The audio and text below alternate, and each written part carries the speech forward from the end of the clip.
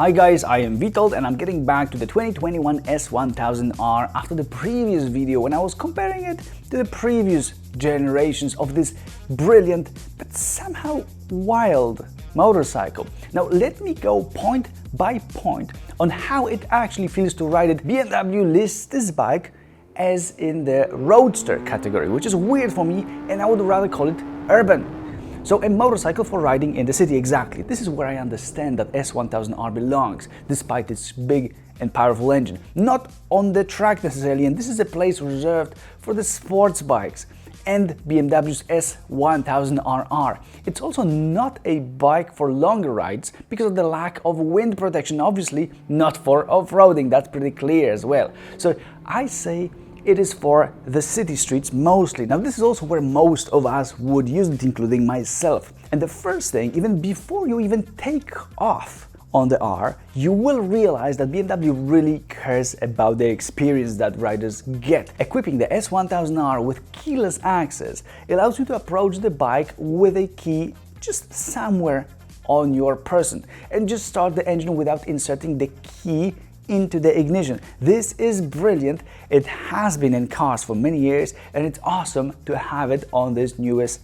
S1000R. It makes getting off and on the bike easy and totally effortless. Forget about searching for the key on a hot day or needing to take your gloves off to actually get the key out of your pocket. Problem solved. And let me know, guys, in the comments if you would be willing to pay for it in your current bike. I know I would, especially that it works with the fuel cap as well, so you don't need to insert the key to open the fuel cap at all. Another thing is the new display that BMW now mounts in its motorcycles and which tells you whatever you may ever want to know about what's going on with your bike. There are new graphics and the screen is really bright with a matte coating which prevents pretty much all the reflections of the sun. It is a solid piece of tech. Now let's get to some less visible things, but things that help you better position where the S1000R is and what it is supposed to do, so that you've got your expectations right. This current S1000R has 165 horsepower, 1 liter of engine displacement, 999 cubic centimeters to be precise, 114 newton meters, and just under 200 kilograms of bike ready to ride. As in the lightest configuration, it may weigh only 194 kilograms. This is with fuel. Now normal configuration without this M light pack and carbon rims weighs exactly 199 kilograms. However, you've got to pay around 5,000 euros to have that pack and those rims. So it's, let me do a quick calculation, it's 1,000 euros per kilogram. Not worth it, I would say, but it's your choice, guys. I would say it's better not to eat for 2 days. That will even save you more money rather than make you spend more. So the bottom line is that with so much power and so little weight, already with fuel, guys, this is a rocket launcher. This is one of a few bikes that still impress me when it comes to performance. The lower end is quite weak, and that's expectable in a 4-cylinder inline engine configuration that the R is in. But the second half of the rev counter, which actually doesn't go like this, it just goes like this, which is stupid on the screen, in my opinion. All due respect to those that like it, I don't. Actually, you know, guys, that you can't even see the second half of the rev counter. It gets so crazy that all muscles of your body will flex, trying to keep you on the bike, and your eyes will in panic scan the horizon looking for the nearest obstacle. This is how quickly this bike starts to accelerate at higher RPM. And let me make that clear. This happens only if you rev it. So once you reach that second half of the rev counter. Otherwise it's pretty lame and any old R1200 GS will kick its ass while on higher gears and at lower RPM. The R will win only after dropping a couple of gears and actually being able to reach those high RPM. This is, for example, impossible at low speeds due to the first gear being very long. So don't expect that super much below 100 kilometers per hour. And if you'd ask me, for city riding, I would much rather use a 2-cylinder engine in this kind of a naked bike with rather short first 3 gears, so that I could make it explode also at 30, 40 or 50 kilometers per hour. And we often ride at those speeds in the city. Here in the single R, the fun factor isn't coming there yet, at least not in such a huge form. On the other hand, you may use only one gear forever. That is the first gear. Or the second gear, because using it almost right after taking off seems to give the same results as using the first one. You can actually see me doing that in the video, and I'm doing it on purpose, switching back to the second gear to see what will happen. And nothing happens. I don't feel any difference, and the bike just handles it, well, just well. This also means that it's got enough of torque to handle pretty much any situation. Even at relatively low speeds, being in a higher gear makes it rideable. It's not like you would open the throttle and it would behave like a 125cc bike and nothing would happen. No, it will start accelerating, and then reaching the second half, that second upper half of the RPM range, it will take off and fly to the moon. And I guess that this simple comparison will give you a pretty decent insight into what riding it looks like. Now, what I wasn't impressed with were the mirrors, same as on some other motorcycles, BMW motorcycles, and older models, with a shape that gives not much space to see anything behind you. Actually, I didn't feel comfortable with them, and they look good, but I would prefer to see more rather than them looking good. Handling in the corners and at low speeds is great, and BMW are almost always on the top of the game when it comes to balancing their bikes. There is one thing that should have been done,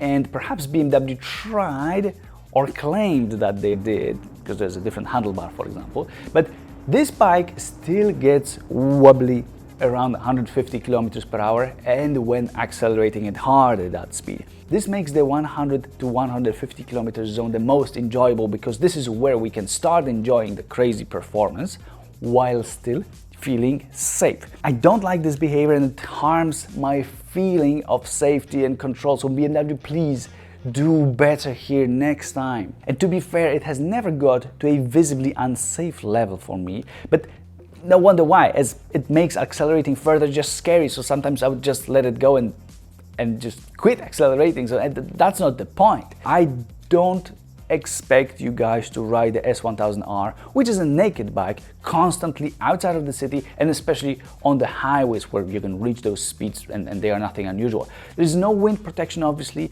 and this bike is not meant for that, simply putting it simply. Perhaps this justifies why it may behave in a bit of a rough way in the areas that it shouldn't perhaps be used at least that much. Other than this, it's perfectly neutral and perfectly enjoyable to ride both at lower and higher speeds. It's quite light, but doesn't get even a bit unstable during faster but constant speed. I don't mean accelerating at this point, because that's the issue. So accelerate slowly and you'll be good. Or accelerate quickly but up to 150 kilometers per hour. There's one more thing that I agree that compensates this possible slight loss of trust when accelerating hard at higher speeds, and it's that amazing solid feeling typical for BMW. Here everything works smoothly, nicely, and just the way it should. It all feels solid and super high quality. In my opinion, BMW bikes give the feeling of the best build quality ever. This would be the biggest difference between BMW and Ducati. Ducati would never give me that feeling, and BMW has it across the whole lineup, with some little exceptions in some bikes and some specific spots, let's say, like a clutch lever in a F850 GS, which doesn't feel solid at all and seems loose with some clicking sound when being pulled. But S1000R is absolutely perfect here. If I had to point the weakest spot in this area, in the R, it would be the gearbox. I mean the gearbox lever that makes it hard to find a neutral, and also doesn't give that travel and proper feel of having the next gear selected. It's like you press, but you are not sure if the lever is moving enough, or it's just actually bending, which is not. It may not be a quality issue, it may be just a specific characteristic. So check that for yourself. I've been noticing that newer bikes, the current generation, 2020, 2021, 2019, they all somehow behave in this way in terms of their gear lever changes. Let's remember that this bike can have a quick shifter, and some others also can have it, and this may be the reason why the gear lever works the way it does, in a slightly different way. Now, quick shifter works perfectly though. Without touching the clutch, it always would nicely switch to a higher or lower gear in my case.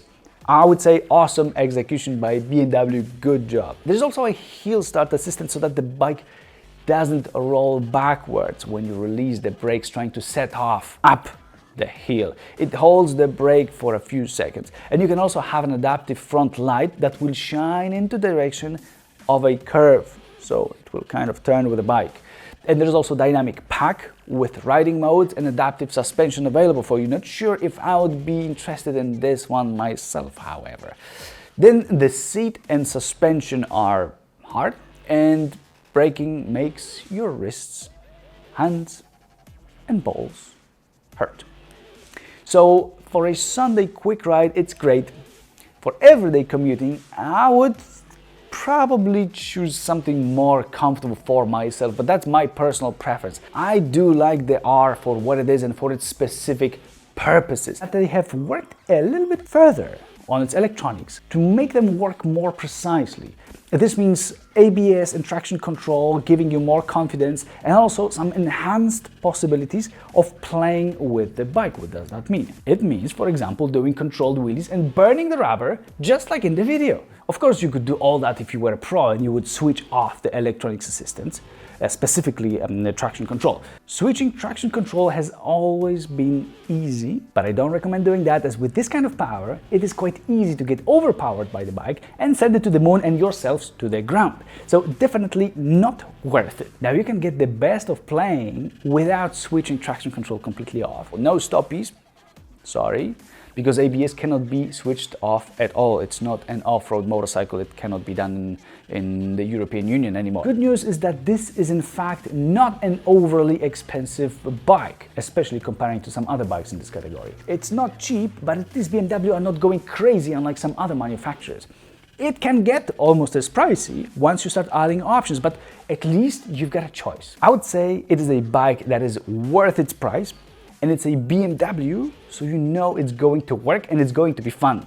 And overall, the new S1000R gets the score of 8 out of 10 on Vitol's recommendation board. This is up to 150 kilometers per hour, mind you. The previous S1000R today would also get an 8 out of 10. It had worse traction control and less impressive settings menu, I mean the screen and the whole digital experience, but the position wasn't forcing so much pressure on the wrists. A previously ugly face, but fun, cancels out with a lack of individual character in the design of this new S1000R, so they're even here, and a more energetic exhaust sound previously cancels out with the possibility of having keyless access of the new R, and it's there and it's working flawlessly. I believe it's fair to put it in this way, and hey, guys, which face of the S1000R do you like more?